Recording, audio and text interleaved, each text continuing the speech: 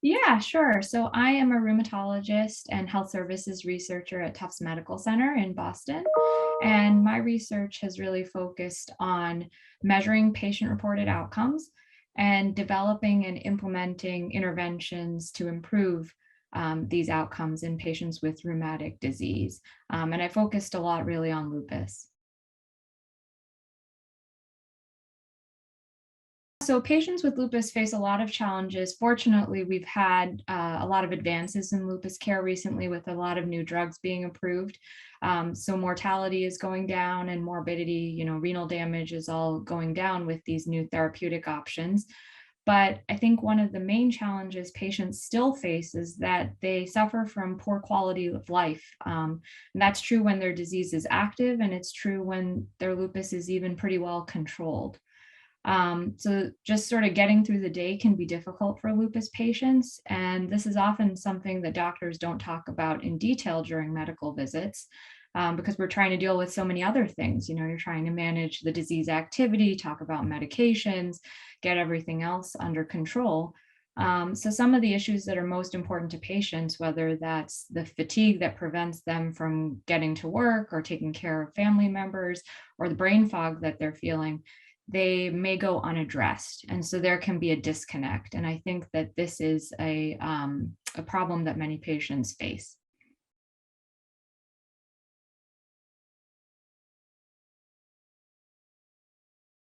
Yeah, so given the disconnect that I just described between patients and doctors and some of their perspectives and priorities, our hypothesis was that if you could introduce a standardized objective measure of the patient perspective in visits, that perhaps you could bridge this disconnect.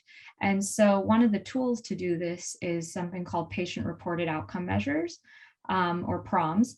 And we use PROMs quite extensively in research. They're also part of quality metrics more and more in rheumatology and medicine in general, but they're not routinely incorporated as part of clinical care.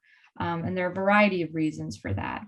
So our study, the aim of the study was really to see if we incorporate these kinds of surveys as a routine part of clinical care, can that bridge this disconnect and highlight some of the needs of patients and facilitate communication and basically enhance care for the patients. So I'll describe sort of how this study was conducted. So this was a prospective cohort study. We enrolled patients at two academic medical centers, one in Boston and one in New York. And essentially, we had them complete these surveys in domains of interest to patients. So lupus patients had previously highlighted areas that are important to them. Fatigue is one of them, pain, physical function. So the enrolled patients would complete these surveys before their medical visits. And they did so using the Arthritis Power Research Registry, either the web-based version of that or the mobile health app. And they would be able to view their scores, and then their doctors would get their score reports before the visit.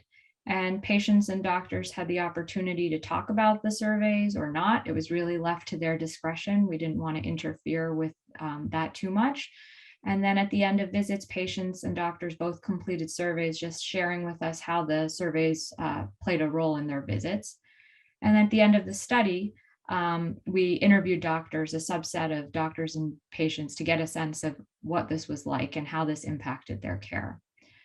So that was sort of an overview of how we did the study. And we had 105 patients enroll. They had 17 different rheumatologists, so a broad variety of different practice methods, I would say, just approaches with that many different rheumatologists. And we found that the patients completed the PROMs in the vast majority of their encounters. So they were followed for 2 visits after enrollment, and 86% of the time they completed the surveys. And we found that the patients really found the surveys very useful and beneficial to communication. So a majority of the time in those post-visit surveys, they said that the PROMs were helpful. And they said quite a bit, or very much so, in over 50% of the encounters. And the reasons, when we kind of dug into it in the interviews and in the focus groups, had to do with sort of validating their perspective and helping them reflect on their experience with lupus, but also bolstering their relationship with their doctors. They felt like doing these surveys helped them communicate. And so that was where they were getting benefit.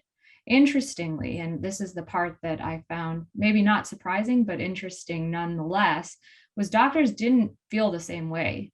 They found them useful, but not nearly as often as patients. So, 17 to 20% of the time, doctors were saying these surveys were useful to the encounter or helpful to communication. So there was a real difference in perspective of what constitutes patient-centered communication from the doctor side and the patient side. And so I think the study sort of highlighted that.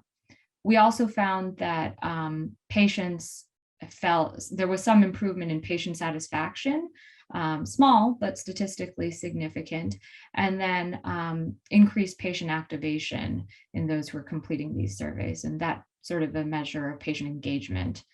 So those were exploratory findings, but very interesting nonetheless, and could be potentially important in larger studies if they're borne out in larger studies. So I think the main things are, given how much patients felt that these surveys were useful, just the act of doing the survey gave them some benefit, whether or not doctors talked about it. I think that's one important thing.